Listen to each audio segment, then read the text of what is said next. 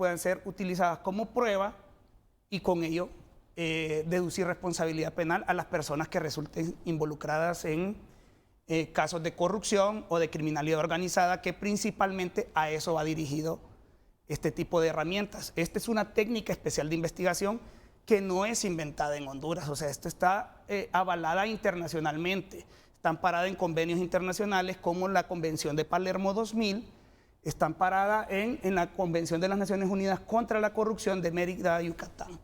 Entonces, en ese sentido, la herramienta posibilita, por ejemplo, que la MASI haya investigado casos como el de los concejales de la Judicatura, que fueron llevados a juicio y condenados.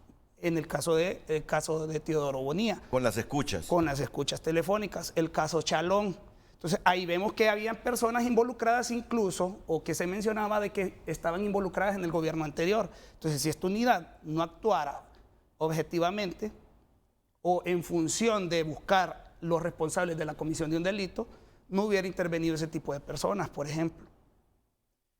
Eso en primer lugar. En segundo lugar, aclarar de que la unidad es investigativa, no de inteligencia, porque la inteligencia está, por decirlo así, son otro tipo de técnicas que no tienen que ver con el control legal y jurisdiccional que se realizan en las investigaciones de delito. Entonces, la ley que rige esta unidad es la ley especial sobre intervención de las comunicaciones. ¿Y de quién depende esta unidad? Eso sí, de acuerdo a la estructura, es que originalmente esta ley, y hay que hablar lo que es, esta ley tenía previsto de que fuera integrada dentro de la parte del Ministerio Público. Sin embargo, usted sabe que entra un proyecto de ley al Congreso y sale otra cosa. Entonces, en ese momento se estructuró para que dependiera de una institución que fue fundada al amparo del Consejo de Defensa y Seguridad, que se llama Dirección Nacional de Investigación e Inteligencia. Entonces, el Consejo también, desde mi punto de vista jurídico, se estructuró mal, porque se involucraron otros aparatos del Estado que no deberían de haber estado, porque constitucionalmente es una figura que existe, constitucional, el Consejo de Defensa y Seguridad, pero prácticamente es un órgano que solo es del Ejecutivo y que tiene que tener como consecuencia únicamente la participación de la Policía Nacional y del Ejército en materia de defensa, ¿verdad? Ahorita hemos visto que este gobierno está utilizando la policía para retomar toda esta estructura. Me parece correcto, porque son los estándares internacionales y aparte que un gobierno que se preside de ser democrático, pues eso tiene que ser. En vez de militarizar la seguridad, debe de equilibrarla con la policía. Entonces, la unidad dependía, en el gobierno dejó de el Consejo de Defensa. Dependía de la Dirección Nacional de Investigación e Inteligencia, que a su vez era una dependencia del Consejo. Sí. O sea, estaba al servicio prácticamente de estos dos grupos. Exacto. Sí, o sea, esa es la estructura legal. Sí, la estructura legal. Pero no hay que obviar de que esos casos que ingresaban ahí eran por investigaciones del Ministerio Público. O sea, esos casos de corrupción que llevaba UFESIC-MASI, ¿verdad? UFESIC-MASI. Fiscalía contra el Crimen Organizado, los casos de criminalidad organizada.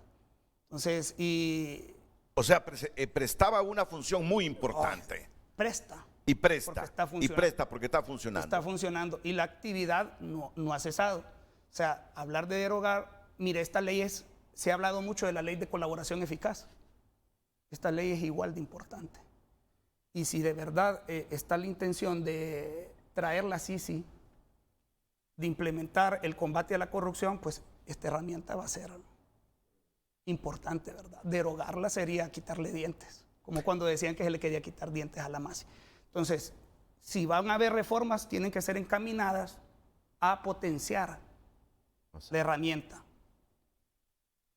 Carlos, me pedía la palabra. Sí, por supuesto. Mire, la gente quiere ver resultados. La gente no solamente quiere ver a alguien en un proceso, en un debido proceso, sino que una vez que ese proceso se lleve a cabo, podamos tener todos los elementos para que se pueda recuperar esa cantidad de dinero que de pronto se ha perdido y que por supuesto podría ser recuperada y claramente invertida en temas sociales para el país. La gente está cansada de un montón de situaciones que se dan en los gobiernos, en el Estado en términos generales, y quiere que nuestros representantes, nuestros 128 representantes, estén haciendo las cosas bien, haciendo las cosas correctas, que de alguna manera puedan incidir, por supuesto, en las comunidades y no únicamente blindándose o autoblindándose para potenciales acusaciones que pudieran tener en el futuro, ¿no? Entonces,